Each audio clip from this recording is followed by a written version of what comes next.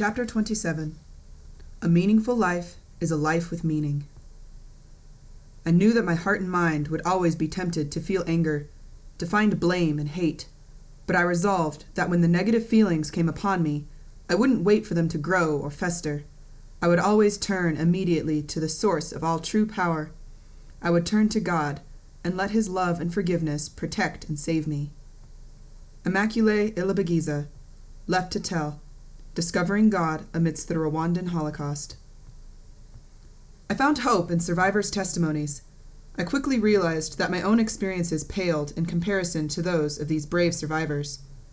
Survivors of suicide, genocide, war, loss, cancer, it didn't matter. Every survivor encouraged me. I devoured books by Immaculée Ilibagiza, David Faber, privileged to meet, John Walsh, Iris Chang, Victor Marx, good friend, General Romeo Dallaire, Dr. Wes Stafford, and Nick Vujicic, I've been fortunate to head-hug, along with many other extremely motivating survivors.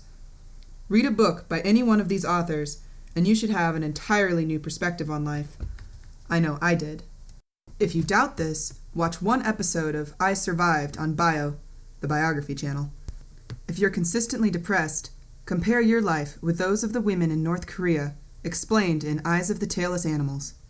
Close your eyes, and just imagine you are a man or woman in North Korea.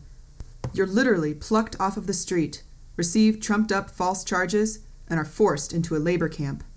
If you're a Christian, upon entrance, you will be urinated and defecated on, which will occur on a daily basis. If you're a woman, expect to be repetitively raped and tortured.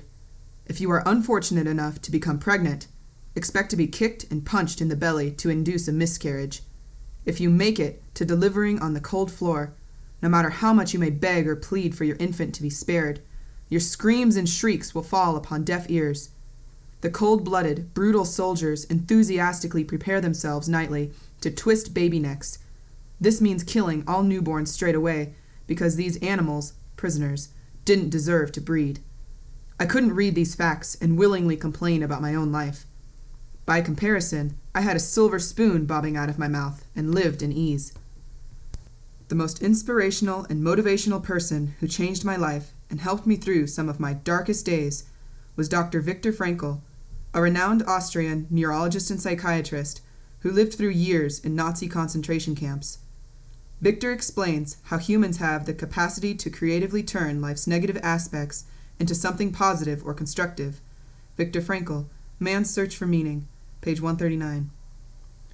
Dr. Frankl was reeling from the murders of his mother, siblings, and pregnant wife, but after the war, during the Nuremberg trials, he hid innocent German soldiers in his own home. Imagine protecting soldiers from the same Reich that murdered your entire family right under your wing. Many surviving Jews were understandably grief-stricken. Many insisted on revenge, not resting until German blood was on their hands in retribution. That desire for justice was understandable, even justifiable, but not for Viktor. His historical personal experience, level of forgiveness, and scientific and medical knowledge helped me during times of my deepest sorrow. Could I forgive like that? Dr. Frankl views life from a unique, appreciative perspective, explaining how strong reasons for living helps to sustain people in pain. In his best-selling book, Man's Search for Meaning, he describes how those who have a why to live can endure almost any how. We can't change our circumstances, but we can change how we feel and react to them. Happiness is captured in our thoughts. We can find our own answers. Dr. Frankl explains that humans have a capacity to say yes to life in spite of pain, guilt, suffering, and death. What is to give light must endure burning. Viktor Frankl. I felt burned, so I read as many of his books as I could. I learned that human beings have an incredible talent at walking away from the noise and adapting. Dr. Frankl explains the psychological necessity for human beings to find meaning in their lives, whatever that will to meaning may be. His psychoanalysis, logotherapy, is about striving towards a future goal. Now what do? Discover your outlets, put your life into perspective, and propel forward. Each new day is another chance to change your life. The world rewards actions, not talk. Sometimes you have to work to be happy. Being depressed is easy. Suffering can produce additional patience, character, and hope. Struggles test and hone us, but we can accept this unbidden pain and brave it. Every American has the right to pursue happiness, but you have to catch it yourself. Inside all of us is the capacity to overcome stressors, thrive, and grow resiliently.